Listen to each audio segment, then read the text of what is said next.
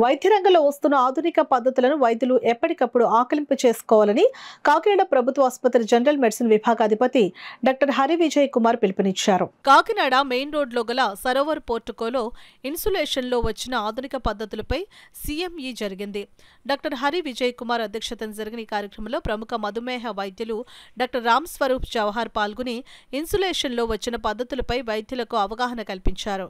ఈ సందర్భంగా డాక్టర్ రామ్ స్వరూప్ జవహర్ మీడియాతో మాట్లాడుతూ డయాబెటీస్లో ఇన్సులేషన్ ప్రక్రియ చాలా ముఖ్యమైనదని, అయితే ఈ పద్ధతిలో వచ్చిన ఆధునిక విధానాలను వైద్యులకు తెలియజేసేందుకు ఈ సీఎంఈ కార్యక్రమం అని వివరించారు.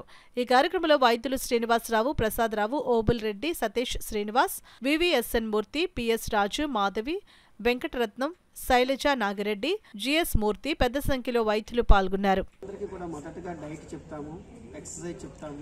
తర్వాత టాబ్లెట్స్ కూడా యూజ్ చేయమని చెప్తాం. టాబ్లెట్స్ కూడా చాలా రకాలు ఉన్నాయి. బట్ అప్పటికీ కూడా టాబ్లెట్స్ పనిచేయకపోతే డెఫినెట్గా ఇన్సులిన్ వాడాల్సిన అవసరం ఏర్పడుతుంది. సో ఆ విధంగానే టాబ్లెట్స్ ఫెయిల్యూర్ అయినప్పుడు ఇన్సులిన్ ఇస్తాము. అలా కాకుండా కొన్ని కండిషన్స్లో ఇన్సులిన్ కూడా డే 1 నుంచి కూడా స్టార్ట్ చేస్తాము. ఎవరికంటే ప్రెగ్నెన్సీలో డయాబెటీస్ వస్తే ఇన్సులిన్ యూజ్ చేయాలి. అలాగే ఆపరేషన్ టైంలో కూడా డెఫినెట్గా ఇన్సులిన్ స్టార్ట్ చేయాలి. అలాగే డయాబెటిక్ ఫుడ్కి అల్సర్స్ వచ్చి వేలు తీసేసినా, కాలు తీసేసినా అలాంటి సిచ్యువేషన్లో కూడా ఇన్సులిన్ స్టార్ట్ చేయాలి.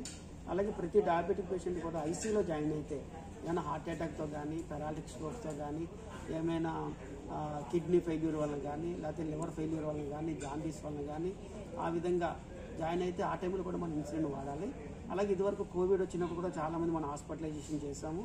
ఆ టైంలో కూడా డెఫినెట్గా ఇన్సులిన్ వాడాలి. సో ఇలాంటి సిచ్యువేషన్స్లో ఇన్సులిన్ వాడుతూ ఉండాలి. ఇన్సులిన్ అనేది చాలా మంచి డ్రగ్. ఎంత మోతాదులో ఇవ్వాలి, ఏ కండిషన్, ఏ పేషెంట్కి ఎంతెంత ఇవ్వాలనేది ఈరోజు మేము డాక్టర్స్ అందరూ డిస్కస్ చేసుకుంటున్నాం.